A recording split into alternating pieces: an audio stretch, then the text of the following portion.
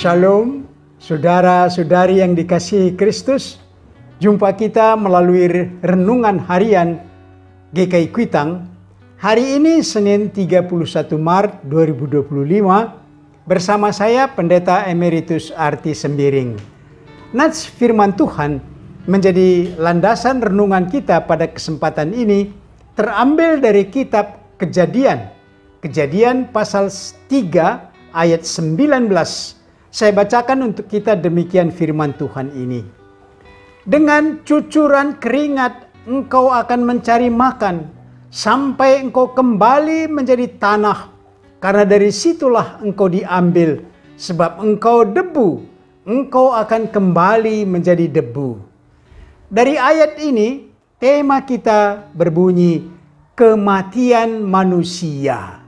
Saudara-saudari yang dikasihi Kristus, kita sudah memasuki masa Prapaskah keempat.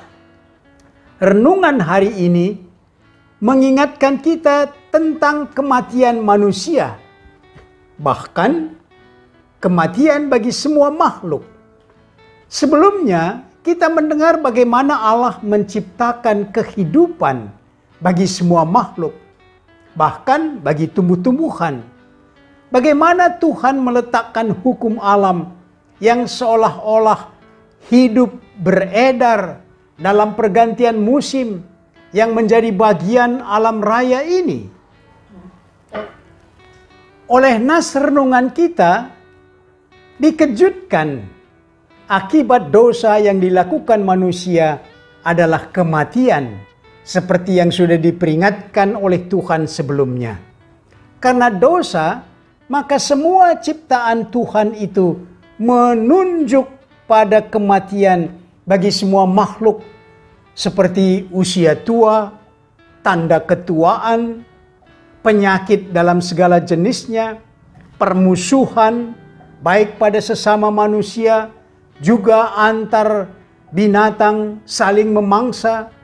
Sebelum manusia berdosa, semua makhluk hidup damai, berdampingan. Pelanggaran firman Tuhan menjadi dosa, menyatakan kebergantungan manusia kepada Sang Pencipta.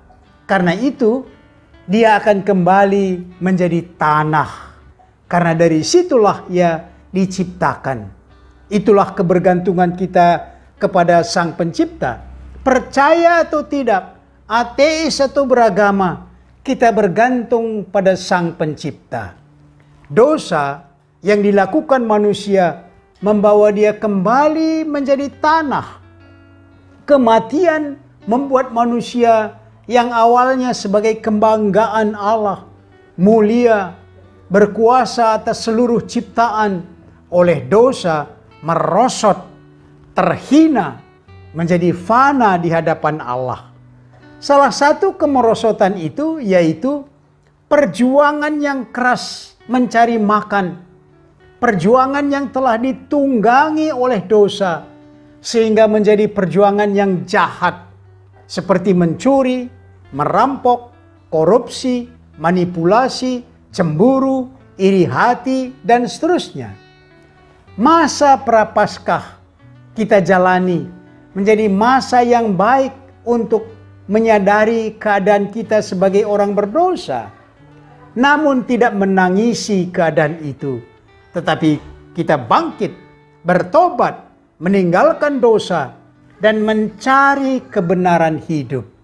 Karena kemerosotan itu menjadi seruan untuk bertobat. Untuk pertobatan itu kita tidak sendiri, telah diberikan juru selamat penebus dosa. Telah ditunjukkan jalan pertobatan untuk kembali kepada Allah. Perjalanan hidup di jalan yang ditunjukkan firman Tuhan membuat hidup kita menjadi berarti bagi Allah, karena hidup sesuai dengan kehendaknya dan berguna bagi sesama. Sungguh akhirnya kematian membawa kembali kepada debu, namun oleh juru selamat merubah debu yang fana menjadi kehidupan bersama dengan Dia. tubuh yang fana akan mengenakan tubuh yang abadi dalam kemuliaan Allah. Dengan demikian kita patut menghargai kehidupan ini. Mari kita aplikasikan renungan ini dengan pokok-pokok berikut. Pertama, betulkah Anda bergantung kepada Allah saat usaha yang gigih Anda berhasil? Kedua, bagaimana Anda menghargai anugerah Allah saat kerja keras memberi hasil? Dosa yang ketiga, dosa apa yang membuat Anda harus kembali kepada Allah? Mari berdoa. Bapa Sang Pencipta, kami ciptaan-Mu yang sudah menjalani hidup kami. Banyak hal yang kami alami, suka duka, untung rugi. Akhirnya kami harus memasuki kematian. Kami bersyukur bila kematian menjemput kami, karena kami kembali ke hadirat Sang Pencipta bersama Yesus Kristus. Amin.